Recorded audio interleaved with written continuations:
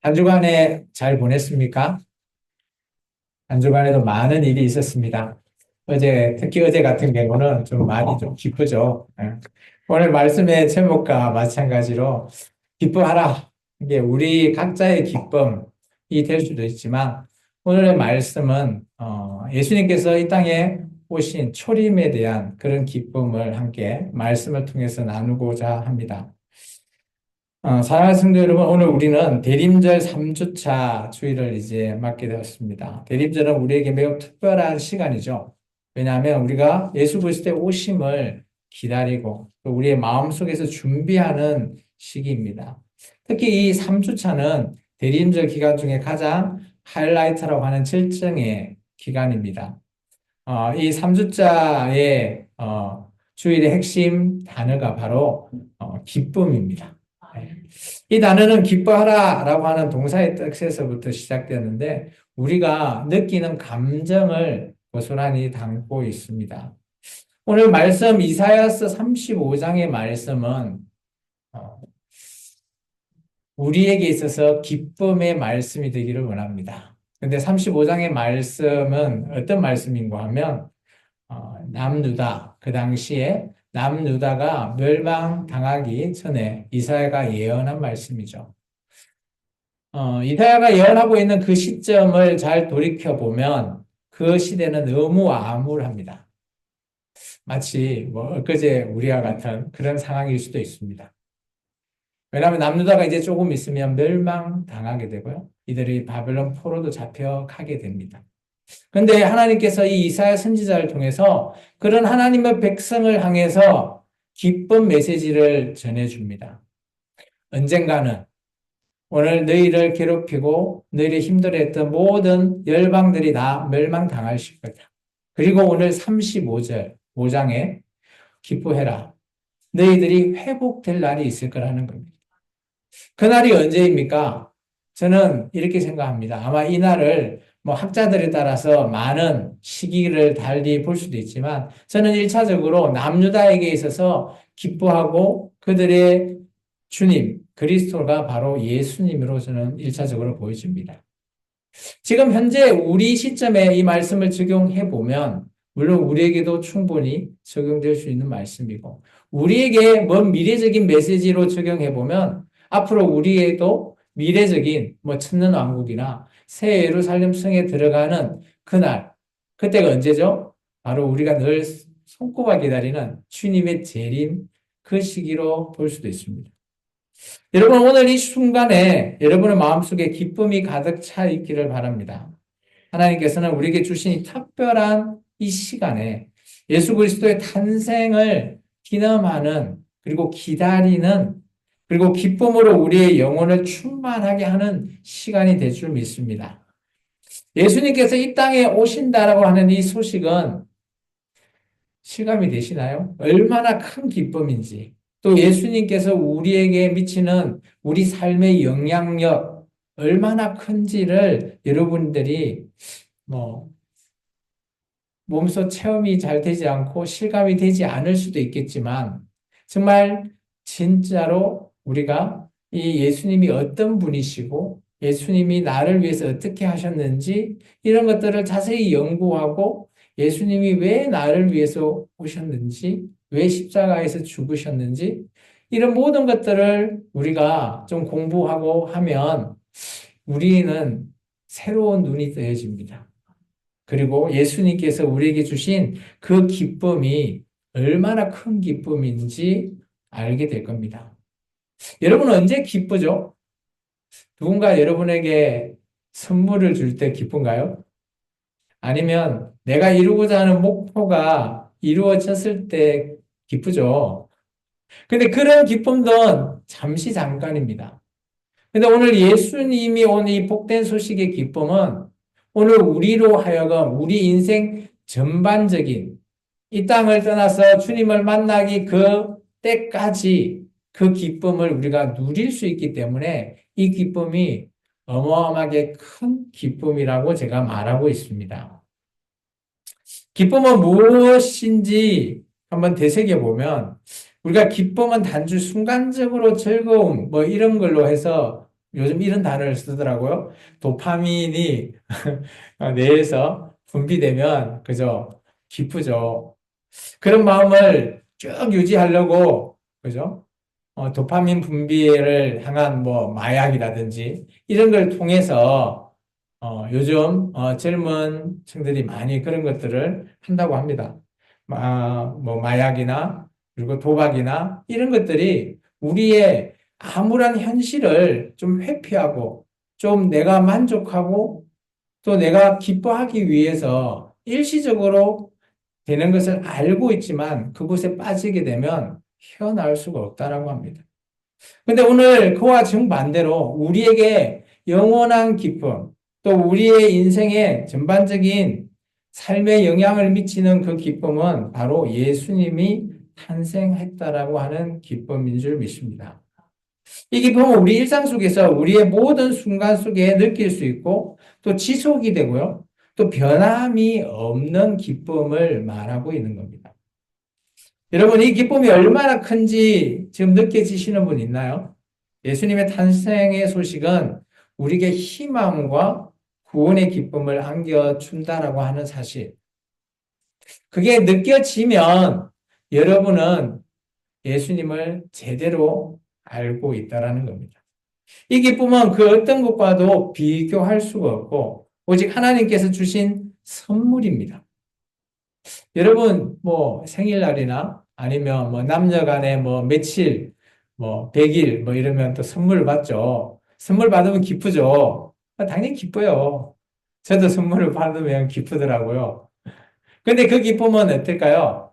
잠시 잠깐입니다.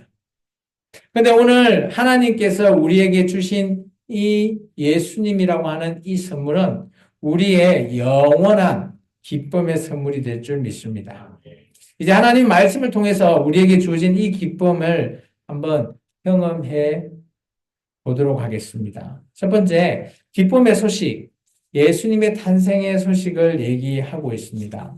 우리가 좀 전에 읽었던 말씀입니다. 다시 한번 읽어볼까요? 같이 읽겠습니다. 광야에 메마른 땅이 기뻐하며 사막이 백합과 같이 피어 즐거워하며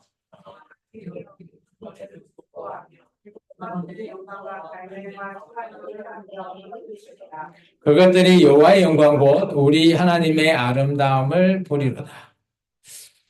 암울한 이런 현실 속에서 기뻐할 수 있다라는 것, 하나님의 영광을 우리가 볼 수 있다라는 것, 그것이 바로 우리에게 빛 대신 예수님을 가리키고 있습니다. 예수님의 탄생은 모든 인류에게 기쁜 소식입니다. 이사야 선지자는 광야와 메마른 땅이 기뻐하고 사막이 백화와 같이 피어나는 모습을 통해 그 기쁨을 표현한 것뿐입니다. 오늘 이 기쁨, 오늘 우리 그분이 오심이 얼마나 중요하고 그분이 우리에게 얼마나 큰 기쁨을 주는지를 보여주고 있습니다. 예수님의 탄생, 예수님께서 이 땅에 오신 초림의 사건은 그냥 역사적인 사건으로 끝나는 것이 아닙니다. 그것은 하나님이 기쁨이 이 땅에 임하는 순간을 말하고 있습니다. 하나님께서는 그분이 하나님의 아들 예수님으로 우리에게 보내주셨고 또 우리에게 구원과 소망을 확정하셨다라는 겁니다. 왜 그럴까요? 우리는 죄라고 하는 것을 통해서 하나님 앞에 나아갈 수가 없는 그런 자들입니다. 그런 우리를 예수 그리스도를 통해서 죄의 문제가 해결되고 하나님 앞에 나아갈 수 있는 그것이 바로 예수님을 우리에게 보내주신 바로 선물이기 때문입니다. 이 기쁨은 우리 모든 두려움과 걱정을 넘어서 우리에게 진정한 평화와 희망, 소망을 가져다 줍니다.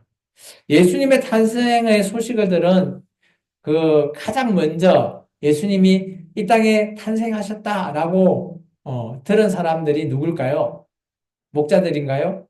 아니면 동방박사들인가요? 아무도 대답 안 하시네. 누굽니까? 바로 목자들이죠.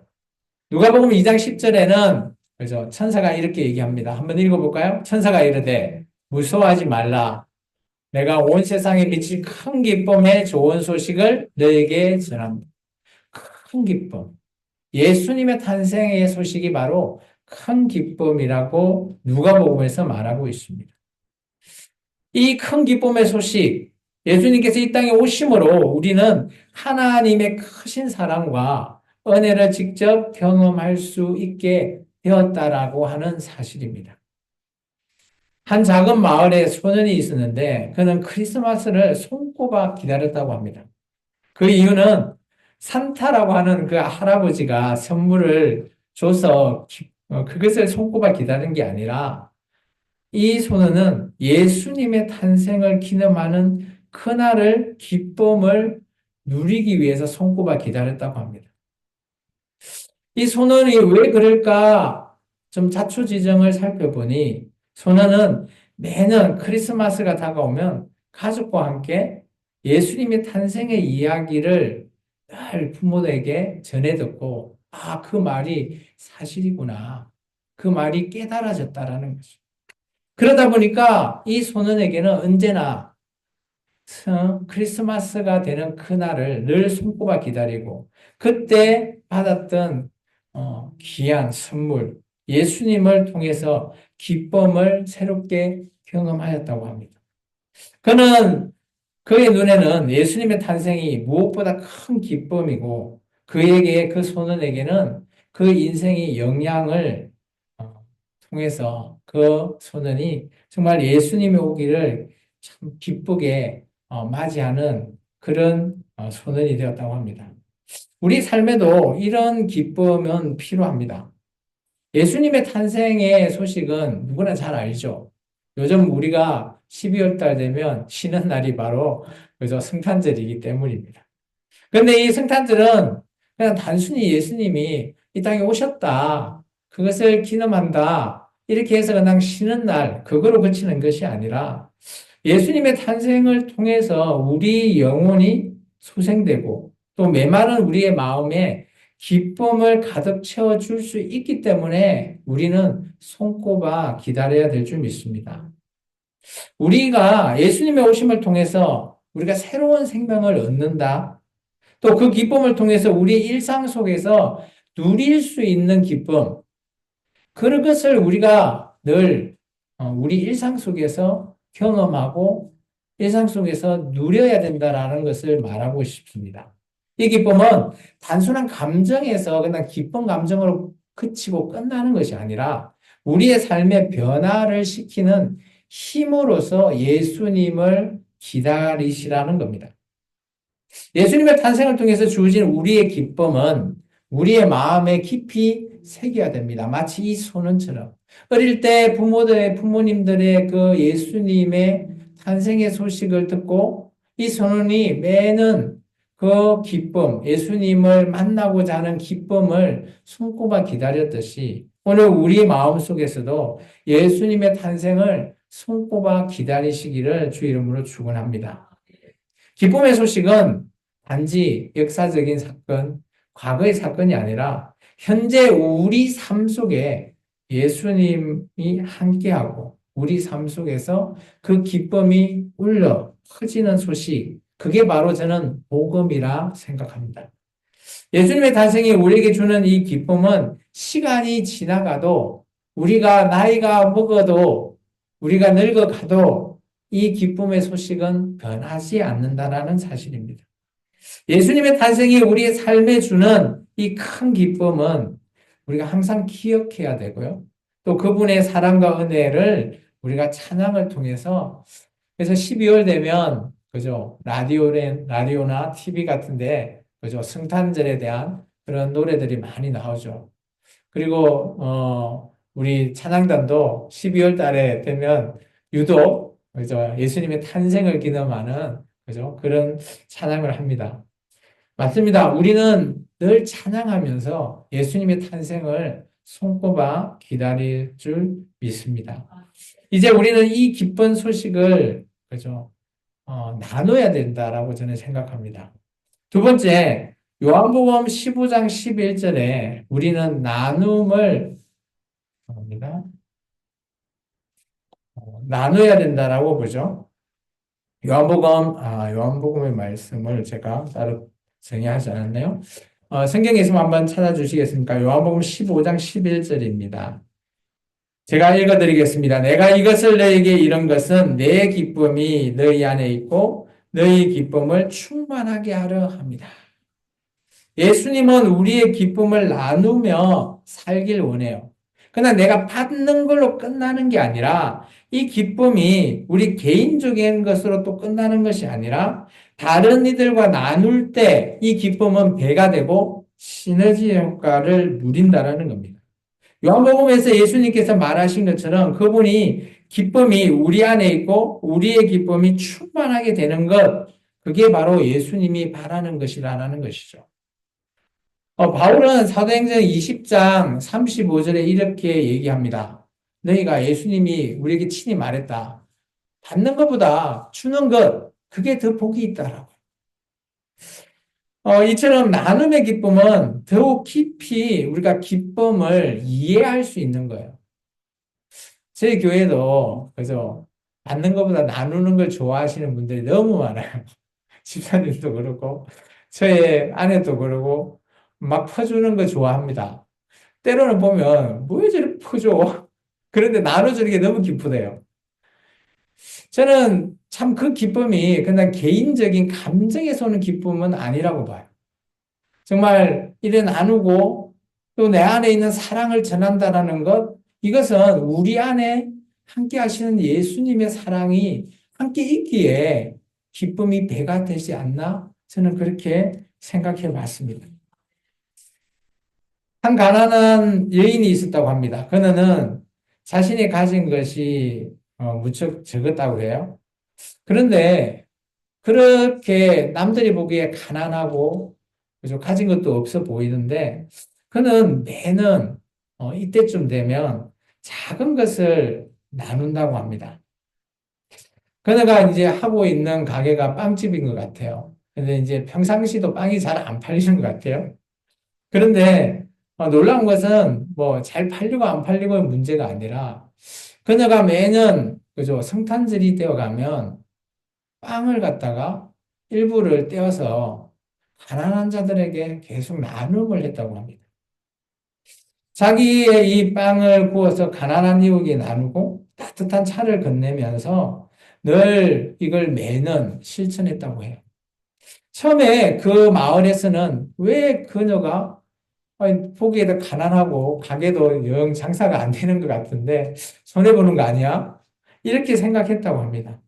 근데 이 여인이 나누던 그런 나눔이 매년 반복되다 보니까 이 여인이 하는 가게가 점점점 성장되어 가고요.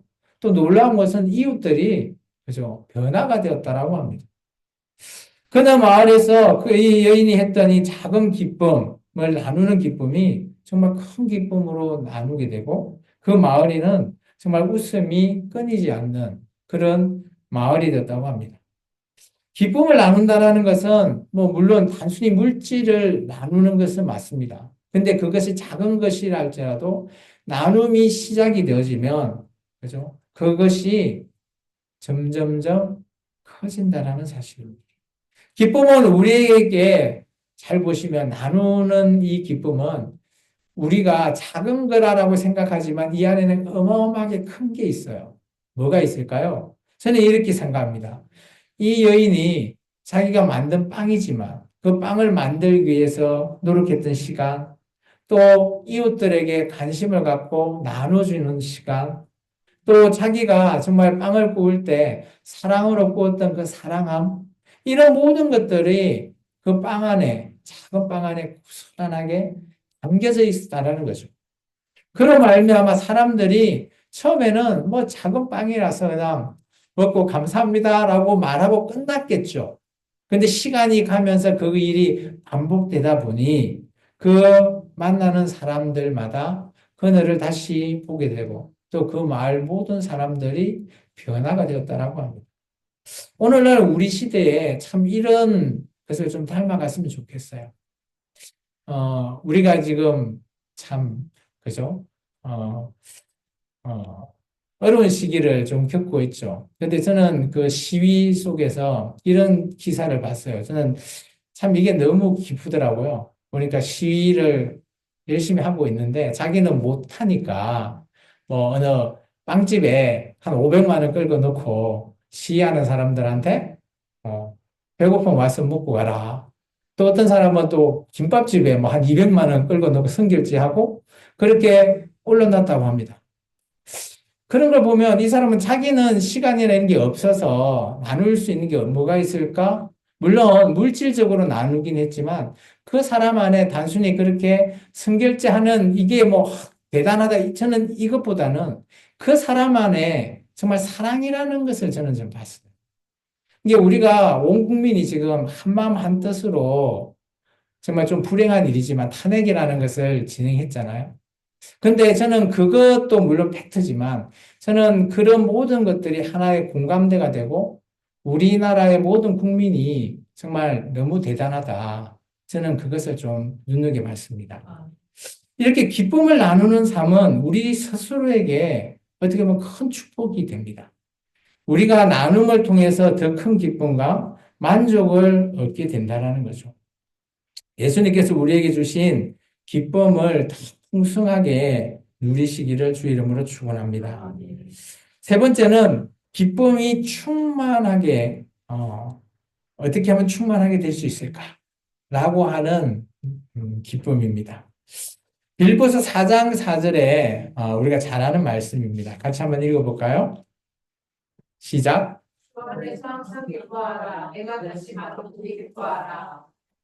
이 4장 4절만 탁 떼놓고 읽으면 야, 이 빌립보 교회는 늘 기뻐하는구나 라고 생각할 수 있습니다. 맞나요? 근데 빌립보서 4장을 쭉 한번 읽어보면 빌립보서 전반적인 분위기가 나와요. 이 교회는 대략 설명하면 그죠? 군인들 위주의 교회입니다. 그러다 보니까 줄이라는 게 있죠. 근데 놀라운 거는 4장 2절 정도 보면 두 명의 여인이 나와요. 아마 아내들인 것 같아요. 요디아와 순두개 두 명의 여인이 나오는데 아마 이들이 조금 다툼이 있는 것 같습니다. 물론 뭐 교회 내에서는 다툼이 있을 수 있습니다. 의견이 다를 수 있어요. 지금 뭐 우리 교회도 마찬가지죠. 물론 하나가 되고 한 목소리를 내는 것도 참 중요하는데 뭐 어떻게 보면 무조건 강압적으로 한 목소리를 내라? 그거는 그냥 독재나 마찬가지잖아요. 다른 의견도 낼 수 있고요. 다른 목소리 낼 수 있다고 봅니다. 바울은 이렇게 얘기합니다. 주 안에서 항상 기뻐하라. 이 말이 뭔가 하면 너희들 의견들 서로 간에 배려하고 그걸 받아들이면 기뻐할 수 있다라는 겁니다. 정말 중요한 것은 자기의 의견을 관철시키는 것도 중요하지만 상대방의 의견을 듣고 그 의견에 인정해 주는 것도 중요하다라는 것을 말하고 있습니다. 바울이 주님 안에 있을 때 우리가 언제나 기뻐할 수 있다라는 것, 이 자체가 기쁨이라는 겁니다. 우리가 주님 안에 있지 않으면 물론 세상 밖에서도 기뻐할 수 있죠. 아까 제가 처음에 얘기했지만. 근데 그 기쁨은 잠시 잠깐입니다. 근데 우리가 주님 안에서 영원한 기쁨을 누리기 위해서는 어떤 어려움 속에서도 예수님이 우리와 함께 하시고 우리 안에 그런 예수님의 사랑함이 함께 있다면 물론 다툼이 있을 수 있습니다. 그런데 우리는 기뻐할 수도 있다라는 겁니다. 이 다툼을 해결하고 기뻐할 수 있는 그런 관계가 유지된다라는 겁니다. 어, 제가 아는 사람들 중에서는 놀라운 거는 어떤 의견이 맞지 않아 가지고 한번 다투었는데 그것을 그죠? 용서하지 않고 몇십 년이 지나도 용서가 안 되더라고 하더라고요. 그래서 지금까지도 얼굴을 보지 못하고 아는데도 얼굴을 보지 못하고 자기의 그런 상처받은 것만 너무 생각하는 것 같아요. 물론 그럴 수 있습니다. 그런데 우리가 그런 받은 상처나 그런 모든 것들은 우리가 주님 앞에 내어놓으시면 우리가 기뻐할 수 있고 또 상대방을 용서할 수 있는 마음이 생길 수 있다라고 저는 봅니다. 우리가 기뻐해야 되는 이유가 저는 그게 있다고 봐요. 그러나 만약 즐거워서 기뻐하는 것이 아니라 주님 안에 하나의 식구로서 함께 하는 것 그 자체가 우리의 기쁨이 될 줄 믿습니다.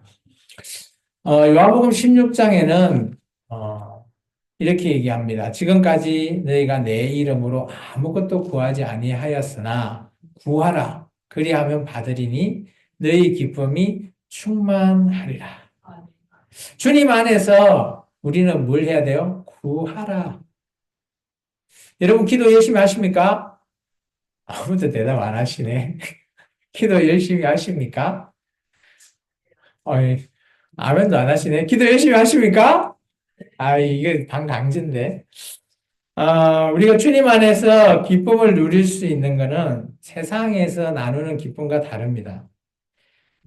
세상의 기쁨은 일시적인 거고 잠시 잠깐이지만 주님 안에서 누리는 기쁨은 영원하다라는 것을 계속해서 말하고 있습니다.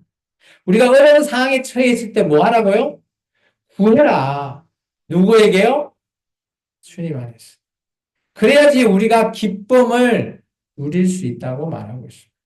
그리스도 안에서 있는 이 기쁨은 우리에게 특권이에요. 우리가 기도하지 않는 거는 물론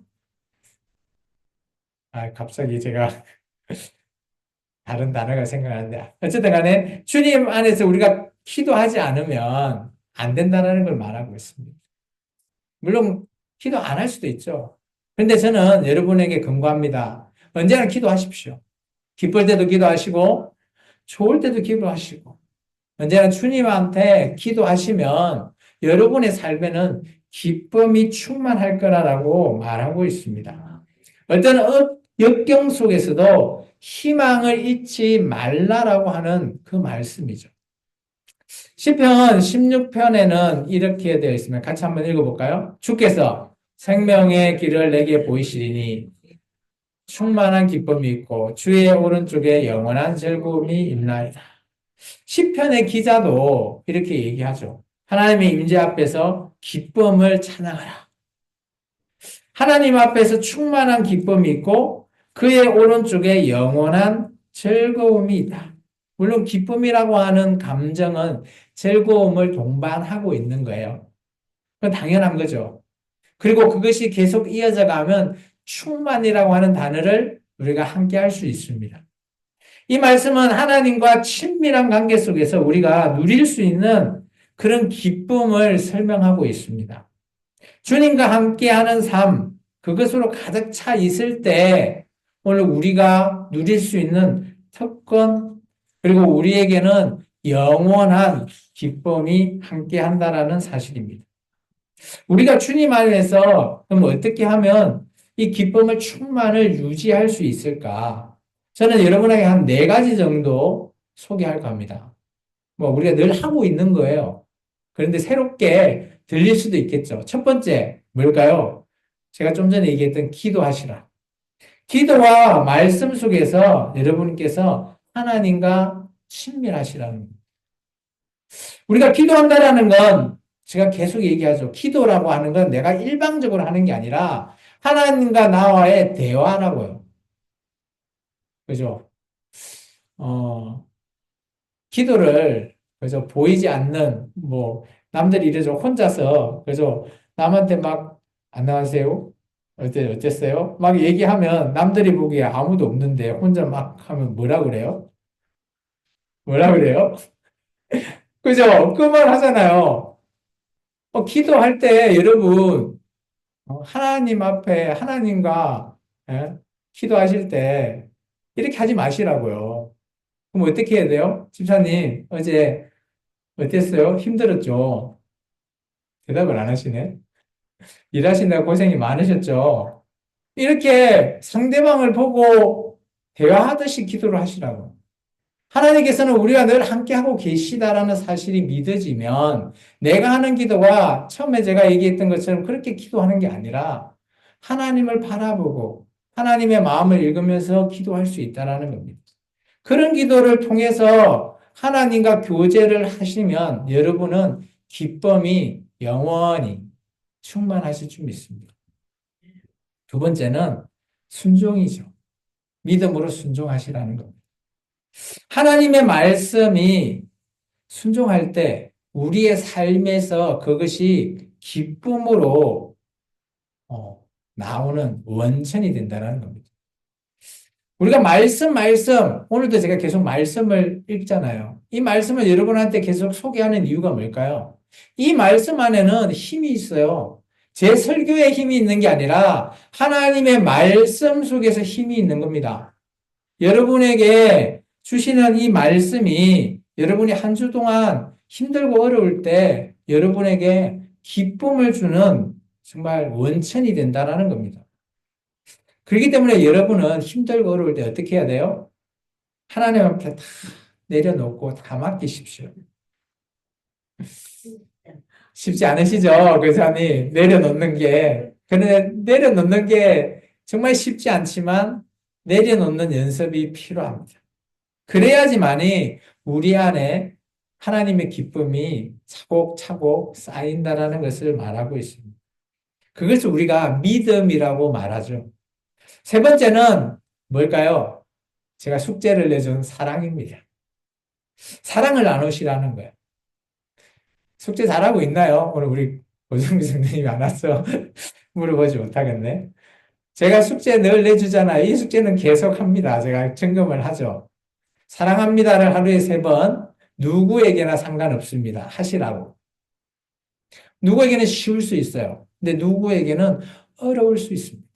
그런데 오늘 우리가 사랑을 나눈다라는 것, 사랑합니다라고 하는 이 말 한마디는 뭐 돈 드는 건 아니죠. 그러지만 이 말 한마디가 그죠? 상대방에게도 기쁨이 되겠지만 나에게도 기쁨이 된다라는 겁니다. 이게 기쁨을 유지할 수 있는 길이라는 겁니다. 마지막 4번째, 찬양하십시오. 감사함으로 찬양하십시오. 우리가 찬양할 때 어떻습니까? 기쁘지 않나요? 때로는 찬양곡이 너무 슬프면 눈물도 나고요. 또 너무 막 기쁜 찬송을 하면 박수를 치면서도 찬양이 나올 때가 있습니다. 그런 우리의 감정을, 그죠?